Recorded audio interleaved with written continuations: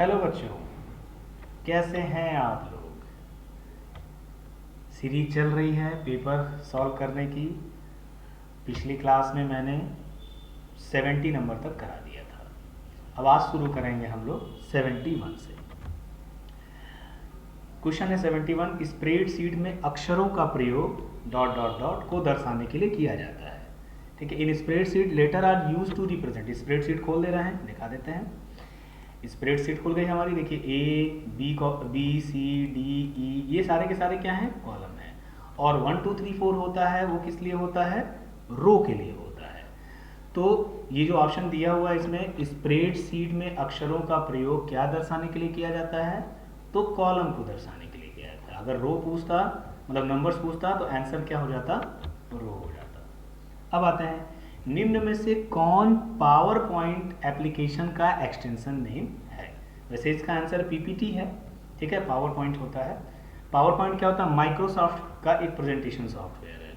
Libre office आपने पढ़ा होगा तो इम्प्रेस नाम का जो है प्रेजेंटेशन सॉफ्टवेयर रहा होगा। इम्प्रेस का जो एक्सटेंशन नेम होता है वो होता है, बताए थे, याद करने की कोशिश करिए। ODP होता है, ओपन डॉक्यूमेंट प्रेजेंटेशन। चलिए कोई बात नहीं। तो यहाँ पावर पॉइंट एप्लीकेशन के फाइल का एक्सटेंशन नेम क्या होता है, पीपीटी। जेपीजी क्या होता है, ये फोटो फाइल्स का होता है। उसके बाद HTML क्या होता है, अगर कोई वेब पेज आप डिजाइन कर रहे हैं तो उसका एक्सटेंशन नेम क्या होता है, HTML होता है। DOCX भी मैं आप लोग को समझा चुका हूँ। डॉक्यूमेंट फाइल जो कि MS वर्ड में बनती है वो DOCX होती है। अब आते हैं लिब्रे ऑफिस कैल्क में निम्न में से कौन सा फंक्शन औसत की गणना करने के लिए होता है। Which of the following function calculate average in the Libre office Calc. Libre office Calc में देखिए मैं आपको बता देता हूँ, तीन जो जैसे चार इसमें दिए हुए, चार ऑप्शन दिए हुए हैं, तीन जो फंक्शन है वो तो होते ही नहीं है। जैसे AVG नाम का फंक्शन नहीं होता, AVR नाम का फंक्शन नहीं होता, मीन नाम का फंक्शन नहीं होता है। एवरेज नाम का फंक्शन होता है जो पर्टिकुलरली किसी सेल रेंज में रखे हुए नंबर्स का एवरेज निकाल देता है। अब आते हैं, निम्न में से कौन सा डॉक्यूमेंट टेक्स्ट के पीछे धुंधला दिखाई देता है। ठीक है, बैकग्राउंड नाम का ऐसा कुछ नहीं होता। वाटर मार्क जो होता है वो टेक्स्ट के पीछे धुंधला दिखे। देखिए यही ऐसे लिखा हुआ है, ये सारा का सारा पेपर बना हुआ है, इसके पीछे हल्का सा मैं मेधज कंप्यूटर सेंटर अगर जो है लिखना चाहूँ और वो लाइट में दिखाई, लाइट कलर में दिखाई दे, ठीक है, तो उसको वाटर मार्क के नाम से जाना जाता है। तो वही चीज़ पूछा हुआ है, कोई ऐसा टेक्स्ट जो पीछे धुंधला दिखाई दे उसे क्या कहेंगे, वो क्या होता है, हमारा वाटर मार्क होता है। अब आते हैं 75 पे। UPI पर पैसे भेजने के लिए निम्न में से कौन सा तरीका इस्तेमाल किया जाता है। देखिए सामान्य तौर पे आप ये सोचते हैं कि मोबाइल नंबर पे पैसे भेज देते हैं। ठीक है, मोबाइल नंबर चूंकि बैंक अकाउंट से कनेक्टेड होता है तो जो है वो चला जाता है। लेकिन आप ये ध्यान रखिएगा, जब भी आप कोई भी UPI ऐप जो है इंस्टॉल करते हैं तो आपके लिए एक विशेष प्रकार का एड्रेस तैयार होता है।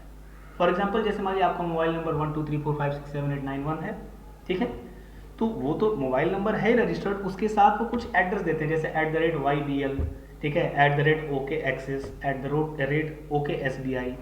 इस प्रकार का कुछ विशेष प्रकार का एड्रेस होता है। ये मोबाइल नंबर के अलावा आप अपने हिसाब से सेट भी कर सकते हैं। जैसे मान लीजिए आपको मेधज कंप्यूटर @OKSBI सेट करना, कर सकते हैं, उसमें ऑप्शन दिया होता है। मतलब अगर आप चाहते हैं कि किसी को आपके पेमेंट का नंबर ना पता चले, ठीक है, तो होता है कि जब भी कोई UPI ऐप इंस्टॉल किया जाता है तो सबसे पहले एक वर्चुअल एड्रेस तैयार होता है जिस पर पेमेंट होती है। असल में पेमेंट उसी एड्रेस पे होती है, भले हम मोबाइल नंबर डाल करके पेमेंट करते हो, तो उसे हम VPA के नाम से जानते हैं। ये रहा VPA, ठीक है। तो इसका आंसर UPI पर पैसे भेजने के लिए निम्न से कौन सा तरीका इस्तेमाल किया जाता है, तो असल में हम जो इस्तेमाल करते हैं क्या होता है, VPA, वर्चुअल पेमेंट एड्रेस। आप भेजने के लिए मोबाइल नंबर से भी भेजते हैं, ठीक है, लेकिन असल में वो होते हुए जाता है VPA से ही। तो VPA is the correct answer ये। उसके बाद आते हैं, निम्नलिखित में से किसका उपयोग ब्लॉगिंग प्लेटफॉर्म के रूप में नहीं किया जाता है। अब सबसे पहले समझिए ब्लॉगिंग क्या होता है। ऑनलाइन डायरी की तरह मान लीजिए आप, जैसे मान लीजिए कि कुछ लिखना चाहते हैं, लिख करके दूसरों को चाहते हैं कि वो देखें लोग, ठीक है, उस पर अपने विचार प्रस्तुत करें। वैसे ही आजकल लगभग सभी सोशल मीडिया प्लेटफॉर्म पे हो गया है। किसी में थोड़ी लिमिटेशन है, किसी में नहीं है। जैसे आप फेसबुक पे भी ये सारी की सारी चीज़ें लिख सकते हैं। लेकिन सामान्य तौर पे अगर कुछ साहित्यिक आप हमेशा लिखते हैं या लिखते रहना चाहते हैं तो उसके लिए अलग से प्लेटफॉर्म बना दिए गए हैं जिसे हम क्या कहते हैं, ब्लॉगिंग प्लेटफॉर्म कहते हैं। यहाँ BU वर्ड यूज हुआ है, आप देखिए एक व्लॉगिंग होता है VLOGGING, ये BLOGGING है, ठीक है। ब्लॉगिंग का मतलब होता है लिखा हुआ, और यहाँ अगर व्लॉगिंग होता तो मतलब आपने क्या किया, वीडियोस बनाए हैं, उसमें वी है इसलिए। अब ये कह रहा है कि बताइए कि ब्लॉगिंग के लिए इनमें से कौन सा प्लेटफॉर्म नहीं यूज़ किया जाता, मतलब इनमें से कौन सी वेबसाइट जो है वो ब्लॉगिंग के लिए नहीं है। देखिए, ब्लॉगर नाम की वेबसाइट ब्लॉगिंग के लिए यूज़ की जाती है, टाइपपैड भी यूज़ किया जाता है, वर्डप्रेस भी यूज़ किया जाता है। पिंटरेस्ट जो होता है ये ब्लॉगिंग के लिए नहीं होता, ये फोटो ऐड करने के लिए होता है। आप ये वेबसाइट्स खोल करके देख भी सकते हैं, ये केवल और केवल फोटोज़ के लिए होता है। अच्छा, एक और बात, ब्लॉगर जो वेबसाइट है वो गूगल के द्वारा चलाई जाती है। आप ब्लॉग लिख सकते हैं, ब्लॉग लिखने के बाद उसको जो है दूसरों के साथ शेयर कर सकते हैं, ठीक है। आगे बढ़ते हैं। लिब्रे ऑफिस राइटर डॉक्यूमेंट में डिफ़ॉल्ट मार्जिन क्या होती है? डिफ़ॉल्ट मार्जिन इसमें जो होती है वो 0.02 होती है। डिफ़ॉल्ट हम पहले ही वर्ड बता चुके, डिफ़ॉल्ट का मतलब जो पहले से ही सेट हो। तो इसमें डिफ़ॉल्ट मार्जिन पूछा, मतलब लेफ्ट, राइट, टॉप और बॉटम से मार्जिन कितनी होनी चाहिए। अब मैं आपको दिखा भी देता हूँ राइटर में। जब आप जाएंगे फॉर्मेट में, उसके बाद पेज स्टाइल में, तो यहाँ एक मार्जिन ऑप्शन आपको दिखेगा। देखिए यहाँ पर मार्जिन दिख रहा है, ये 0.79 लिखा हुआ है। तो इसको पहले आप, ये इंचेस में है, ठीक है, इसको आप जो है सेंटीमीटर में जब कन्वर्ट करेंगे तो अप्रॉक्स 0.2 आएगा। देखिए चारों तरफ से, लेफ्ट से, राइट से, टॉप से, बॉटम से, ये सारा का सारा मार्जिन यहाँ दिया हुआ है। आप इसको अगर बढ़ाएंगे तो देखिए लेफ्ट से मार्जिन देखिए प्रीव्यू में बढ़ रही है। हम जैसे जैसे बढ़ाते जा रहे हैं प्रीव्यू में बढ़ता है। अगर टॉप से मान लीजिए आपको बढ़ाना है तो टॉप से आप ऐसे बढ़ा सकते हैं। देखिए जैसे आप यहाँ लिख भी सकते हैं, आप अपने हिसाब से मार्जिन को बढ़ा घटा सकते हैं, ठीक है। इसके बाद आते हैं, ये इसका आंसर क्या हो गया, 0.02, ठीक है, सेंटीमीटर में होता है, यहाँ चूंकि इंचेस में दिया होता है इसलिए। अब आते हैं, निम्नलिखित में से कौन कृत्रिम बुद्धिमत्ता का अनुप्रयोग नहीं है? Which of the following is not an application of artificial intelligence? ठीक है, आर्टिफिशियल इंटेलिजेंस का उपयोग इनमें से क्या नहीं? फेस रिकॉग्निशन आर्टिफिशियल इंटेलिजेंस से होता है, चैटबॉट जो आजकल यूज हो रहा है, जो ऐसे चैट करते हैं आपसे, ठीक है, वो भी AI के थ्रू होता है। लिडार सिस्टम भी जो होता है वो AI के थ्रू होता है। DBMS क्या होता है? Database management system. Database management system के लिए हम एक्सेल यूज़ करते हैं, कैल्क यूज़ करते हैं, एक्सेस नाम का एक सॉफ्टवेयर है, तो ढेर सारे सॉफ्टवेयर डेटाबेस मैनेजमेंट, इसका AI से कोई मतलब नहीं है। तो इसका जो आंसर होगा, ये लिखा है ना, AI का उपयोग नहीं है, वो क्या है? DBMS है। अब आता है क्वेश्चन नंबर 79 का उपयोग इंटरनेट ऑफ थिंग्स द्वारा किया जाता है। सबसे पहले आपको थोड़ा सा इंटरनेट ऑफ थिंग्स समझना होगा, शॉर्टकट में इसको IoT कहा जाता है, ठीक है। IoT का आजकल बहुत यूज़ धीरे धीरे बढ़ रहा है, और आने वाले मुझे लगता है कि 5, 6, 10 सालों में लगभग हर घर में IoT ब्रॉडली यूज़ होगा। जैसे एक छोटा सा एग्जांपल, जैसे मान लेते हैं कि आपके घर में AC लगी हुई है और आप AC चला रहे थे और आप निकल गए, आपको मतलब ध्यान नहीं रहा कि AC चल रही है। अगर कोई ऐसी चीज़ हो कि या किसी ऐसे तरीके से पता चल जाए कि बाहर होने के बावजूद भी आपको ये पता चल जाए कि आपकी AC चल रही है, पहली चीज़। दूसरी चीज़, आपके पास कंट्रोल हो कि आप बाहर रहते हुए भी उस AC को बंद कर सकें, ठीक है। तो ये ऑटोमेटिक चीज़ें इंटरनेट ऑफ थिंग्स के अंतर्गत आती हैं। इसमें इंटरनेट का बहुत उपयोग होता है, और इसमें जो तकनीक उपयोग की जाती है उस तकनीक का नाम होता है रेडियो आइडेंटिफिकेशन टेक्नोलॉजी, ठीक है। IoT में रेडियो आइडेंटिफिकेशन टेक्नोलॉजी का उपयोग किया जाता है, RIT का। आगे बढ़ते हैं, क्वेश्चन नंबर 80, निम्नलिखित में से किसके लिए एंड्रॉयड मुख्य रूप से विकसित किया गया?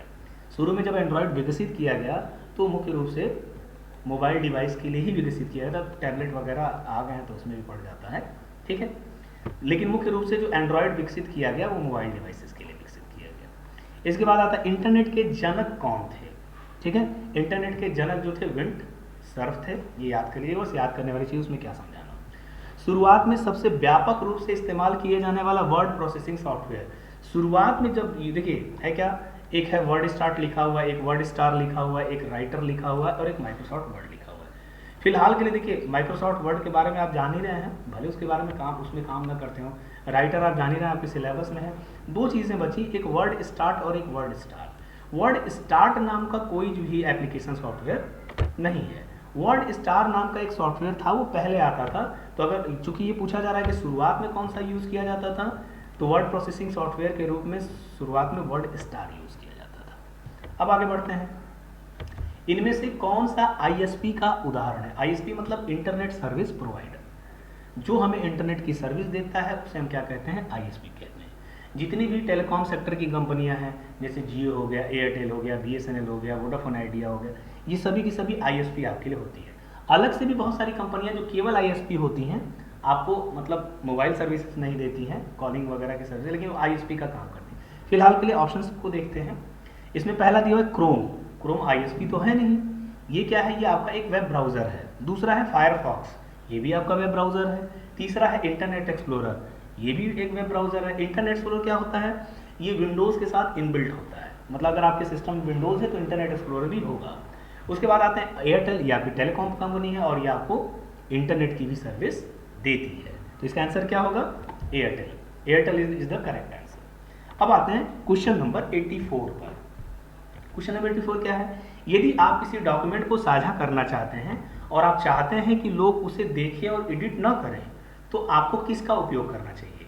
If you want to share a document and you want people to just see it and not edit it, then who should you use. अब देखिए ओडीटी समझिए, ओडीटी क्या है, ओपन डॉक्यूमेंट टेक्स्ट। ये हमारे राइटर की फाइल का extension है। अगर आप ओडीटी पे किसी को देंगे तो उसको देख सकता है, चेंज कर सकता है। डीओसीएक्स हमारे माइक्रोसॉफ्ट वर्ड फाइल का डॉक्यूमेंट है, ठीक है, इसमें भी देखा और चेंज किया जा सकता है। उसी तरह डीओसी और डीओसीएक्स दोनों एक ही चीज़ है। हमने बताया भी था कि 2007 के पहले के जितने भी वर्जन थे माइक्रोसॉफ्ट ऑफिस के, उसमें एक्स नहीं लगा हुआ था।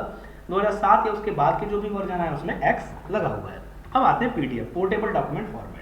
यही एक ऐसा फॉर्मेट है जिसमें डॉक्यूमेंट को देखा तो जा सकता है लेकिन उसमें कोई चेंज नहीं किया जा सकता। ये मैं पहले भी बता चुका हूँ।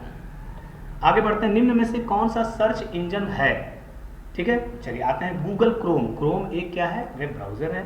इंटरनेट एक्सप्लोरर वेब ब्राउजर है। गूगल ये सर्च इंजन है, अभी सर्च इंजन को भी हम समझा देते हैं। मोजिला फायरफॉक्स, ये भी, ये तीन जो है ए, सी और डी, ये तीन आपके वेब ब्राउजर हैं और ये गूगल क्या है, वो आपका सर्च इंजन है। सर्च इंजन क्या होता है, ऐसी वेबसाइट्स जो ओवर द इंटरनेट आपके लिए इंफॉर्मेशन सर्च करने का काम करती हैं, वो क्या होती हैं, सर्च इंजन होती है।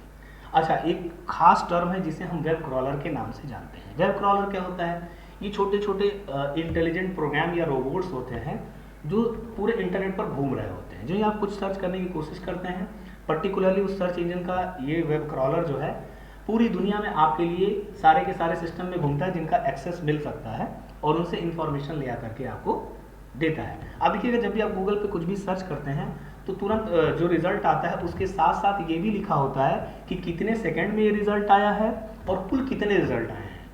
तो एक सेकंड का भी समय नहीं लगता है, उसमें लिखा रहता है और ढेर सारे रिजल्ट होते हैं, लाखों की संख्या में। तो सर्च इंजन क्या होता है, इंफॉर्मेशन सर्च करने का काम करता है और इसका आंसर क्या होगा, गूगल। अब आते हैं क्वेश्चन नंबर 86 पे। निम्नलिखित में से कौन सोशल मीडिया का उदाहरण नहीं है। ट्विटर सोशल मीडिया का उदाहरण है। अमेजोन पे आप क्या करते हैं, सामान खरीदते हैं। इंस्टाग्राम पे आप रील्स वगैरह बनाते हैं, ये भी सोशल मीडिया का उदाहरण। लिंक्डइन भी एक सोशल मीडिया का। अच्छा, लिंक्डइन से संबंधित कुछ अलग भी प्रश्न आते हैं। लिंक्डइन एक ऐसा सोशल मीडिया प्लेटफॉर्म है जिसमें आप सोशल मीडिया में जो भी करते हो करने के साथ साथ जॉब के लिए भी अप्लाई कर सकते हैं। इस पर आप रिज्यूम अपलोड कर सकते हैं, उससे संबंधित आपको जॉब भी दिखाई देंगी। तो इन चारों ऑप्शंस में ये देखिए, ए आपका सोशल मीडिया वाला है, सी आपका सोशल मीडिया वाला है, डी आपका सोशल मीडिया वाला है। लेकिन बी अमेजोन जो है ये आपके सोशल मीडिया से रिलेटेड नहीं, ये ई कॉमर्स से रिलेटेड है, इस पे सामान खरीदा जाता है। आगे बढ़ते हैं। प्रस्तुतियों को व्यापक रूप से उपयोग किया जाता है। Presentation are widely used as note outline for teachers, communication of planning, project presentation by student, अलग सबके द्वारा यूज किया जाता है। टीचर्स यूज करेंगे, स्टूडेंट्स यूज करेंगे, कम्युनिकेशन ऑफ प्लानिंग के लिए यूज होगा, ठीक है। तो ये सबके लिए इसका आंसर क्या होगा, ऑल ऑफ द अबव। अब आते हैं, निम्नलिखित में से कौन सा अमान्य सेल एड्रेस है। चलिए पहले सेल एड्रेस के बारे में जान लेते हैं। अगर हम किसी सेल पे काम कर रहे हैं तो उसका एड्रेस, जैसे ये हम इसमें काम कर रहे हैं तो कभी भी सेल का एड्रेस जो होता है वो कॉलम से शुरू होता है। वो किस कॉलम में है, कॉलम नंबर ई और रो नंबर 7, तो इसका सेल एड्रेस हो गया E7, ठीक है। अगर हम कहीं दूसरी जगह है, ये क्या है, ये G3 है, सेल का एड्रेस क्या हो गया, G3। तो कभी भी सेल का एड्रेस हमेशा कॉलम के नाम से शुरू होता है, मतलब अल्फाबेट से शुरू होता है, उसके बाद रो लिखा जाता है, नंबर लिखा जाता है। चलिए आते हैं क्वेश्चन पे। क्या है, A1 वैलिड है, Z49 वैलिड है, 71A वैलिड नहीं है। क्यों, क्योंकि इसमें कॉलम पहले नहीं लिखा हुआ, इसमें रो पहले लिखी हुई, तो ये इनवैलिड हो गया। M54 तो वैलिड है ही, ठीक है। तो इसका आंसर क्या होगा, C71A। आगे बढ़ते हैं। स्प्रेडशीट में पहले सेल का एड्रेस, पहले सेल का पहला सेल A पहला सेल कॉलम क्या हो जाएगा, ए हो जाएगा, और रो क्या हो जाएगी, 1 हो जाएगी, तो उसका एड्रेस क्या हो जाएगा, A1। ठीक है, याद रखिएगा 1A नहीं होगा क्योंकि कॉलम पहले लिखा जाता है। आगे बढ़ते हैं। आउटगोइंग ईमेल के अंत में स्वचालित रूप से जोड़े गए टेक्स्ट के ब्लॉक को क्या कहा जाता है, पहले ये समझिए। इसका आंसर जो होगा हम बता दे रहे हैं, वो सिग्नेचर है। ठीक है, होता क्या है, जैसे मान लेते हैं कि आप कुछ मेल कर रहे हैं, मान लीजिए ऑफिशियल मेल है, और साथ में आप जब भी मेल कर रहे हैं आप चाह रहे हैं कि आपका नाम, आपका कॉन्टैक्ट नंबर, डेजिग्नेशन, ठीक है, एड्रेस वगैरह जो भी है वो साथ में जाए, ये आपको बार बार लिखना ना पड़े। तो उसके लिए आपको करना क्या होता है, ईमेल में जाकर के सेटिंग में, जो भी ईमेल की सेटिंग होगी उसमें आपको सिग्नेचर सेट करना होगा। सिग्नेचर में जाएंगे तो उसमें आपको पूछेगा कि क्या क्या आपको सेट करना, तो जो भी आपको लिखना है या पिक्चर ऐड करनी है, जो सारा का सारा करना उसमें करके उसको सेव कर दिए। अब जब भी कोई आप ईमेल सेंड करेंगे तो उसके साथ वो सिग्नेचर अपने आप चला जाएगा। ठीक है, तो सिग्नेचर टेक्स्ट एक ऑटोमेटिक टेक्स्ट है जो आपके हर ईमेल के, आउटगोइंग ईमेल के साथ अपने आप जाता है। अब आपके क्वेश्चन नंबर 91 पे, कंप्यूटर स्प्रेडशीट में सेल के ब्लॉक को क्या कहा जाता है। जस्ट देखिए, ये तो हमारा सेल हो गया, और जब हम इसको सेलेक्ट कर लिए तो इसको सेल का ब्लॉक कहते हैं। सेल का जो ब्लॉक होता है, पहले तो ये जान लीजिए कि ये जो सेल का ब्लॉक है इसको सेल रेंज के नाम से जाना जाता है। और अगर सेल रेंज आपको लिखनी है तो आपको लिखना होता है कि ये कहाँ से शुरू किया गया है। जैसे ये पूरी की पूरी सेल रेंज E3 से शुरू की गई है और ये G10 है। जैसे हमने मान लीजिए यहाँ लिख दिया इक्वल टू सम और ब्रैकेट में लिखा E3, ठीक है, और यहाँ लिख दिया G10। तो क्या होगा, E3 से G10 तक के जितने भी नंबर्स होंगे वो सारे के सारे क्या हो जाएंगे, ऐड। चूंकि कोई नंबर लिखा नहीं हुआ है इसलिए यहाँ 0 आ गया है। तो हमारा क्वेश्चन जो था उसके हिसाब से कंप्यूटर स्प्रेडशीट में सेल के ब्लॉक को क्या कहा जाता है, सेल के ब्लॉक को क्या कहा जाता है, रेंज कहा जाता है। अब आते हैं 92 पर। किसी भी आइकन पर माउस कर्सर रखने से नाम का एक छोटा बॉक्स प्रदर्शित होता है, उसे जो आइकन का संक्षिप्त विवरण देता है उसे क्या कहते हैं।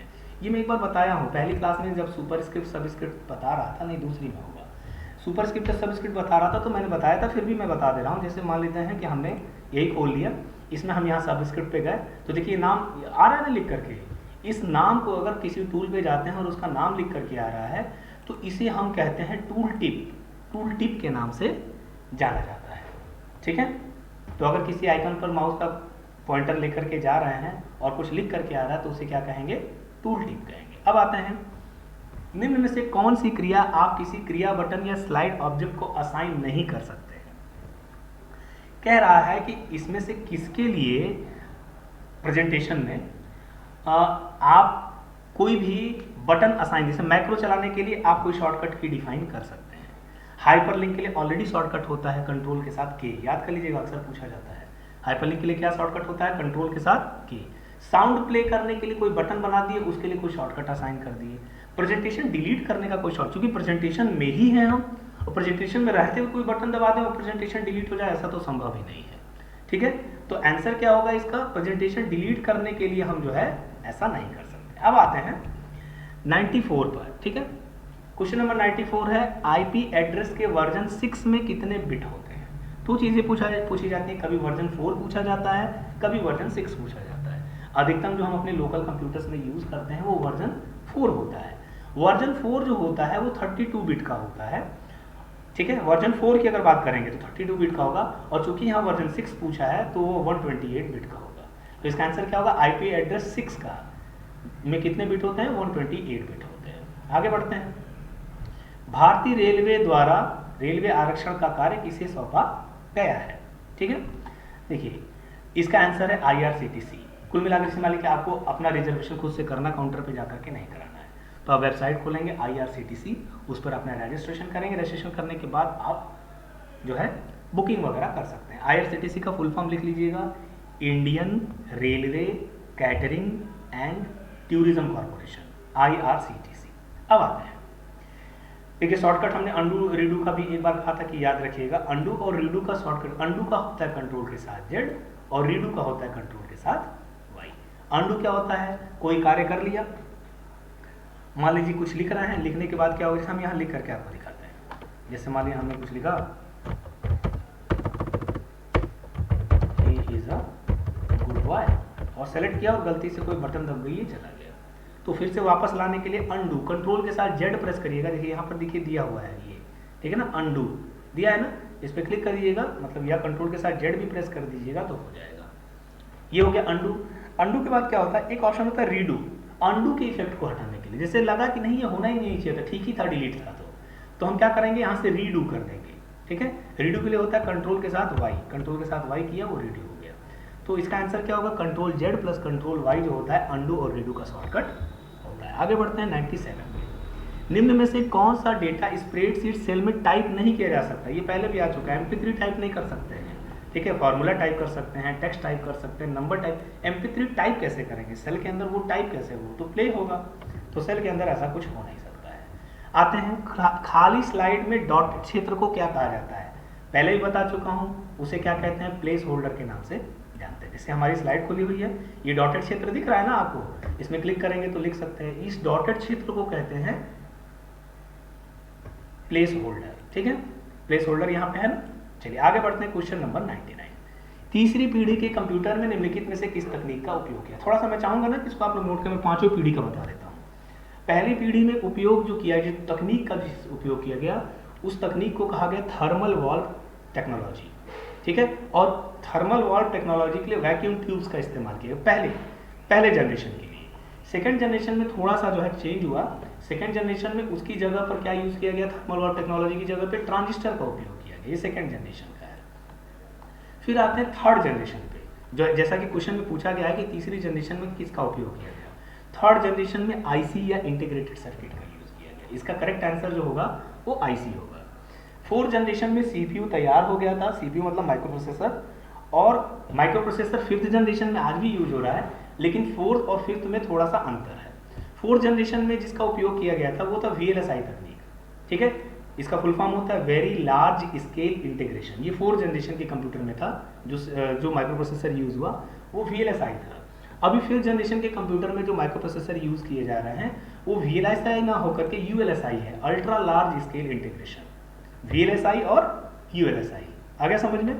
तो पहली जनरेशन में थर्मल वॉल्व टेक्नोलॉजी, उसके लिए वैक्यूम ट्यूब। दूसरी जनरेशन में क्या हो गया, ट्रांजिस्टर। तीसरी जनरेशन में क्या हो गया, आईसी या इंटीग्रेटेड सर्किट। चौथी जनरेशन में माइक्रो प्रोसेसर का VLSI, और पांचवी जनरेशन में भी माइक्रो प्रोसेसर का ULSI। ठीक है, चलिए लास्ट क्वेश्चन आ गया, के लिए स्प्रेडशीट का उपयोग नहीं किया जाता है। स्प्रेडशीट, ठीक है, मतलब हम बात कर रहे हैं कैल्क की या एक्सेल की। वित्तीय लेखा प्रबंधन कर सकते हैं, डेटा रिपोर्ट तैयार कर सकते हैं, डेटा विश्लेषण कर सकते हैं, प्रेजेंटेशन में नहीं, प्रेजेंटेशन नहीं बना सकते। प्रेजेंटेशन तो आपका प्रेजेंटेशन सॉफ्टवेयर में बनेगा, ये तो स्प्रेडशीट सॉफ्टवेयर है। आगे बात समझे, तो देखिए मैंने मेरे हिसाब से जो है सारे के सारे 1 से लेकर के 100 तक के सारे क्वेश्चंस बता दिए। मैं चाहता हूं कि आप वीडियो बार बार रिपीट करके देखें, जहां पर भी थोड़ी सी कंफ्यूजन लग रही है उसको पूछें जरूर, पूछने से लगता है कि हाँ आप पढ़ रहे हैं। और कोई भी डाउट हो तो उसको लिखें, अगर वो कमेंट से क्लियर करने लायक रहेगा तो मैं उसके लिए कमेंट ही कर दूंगा, या 2-4 डाउट्स बच्चों के अगर एक साथ आ जाते हैं जो कमेंट से क्लियर करने लायक नहीं, तो मैं उसके लिए एक नया वीडियो बना दूंगा। ठीक है, लेकिन बस मैं ये चाहता हूँ कि आप सारी चीज़ें जो है अपने हिसाब से क्लियर कर लें, क्लियर करके, ताकि जब आप एग्जामिनेशन हॉल में बैठे तो घबराहट ना हो, घबराहट होगी तो गड़बड़ हो जाएगी। घबराहट पे आते हुए क्वेश्चन भी जो है लोग नहीं कर पाते हैं। तो ठीक है, आज के लिए बस इतना ही करते हैं। बहुत बहुत धन्यवाद आप लोग का, मैंने इस सीरीज में एक पेपर खत्म कर दिया। ठीक है, अब मैं दूसरा कोई सेट उठाऊंगा, फिर उसको सॉल्व करेंगे, फिर आगे की तरफ बढ़ेंगे। ठीक है, बहुत बहुत धन्यवाद।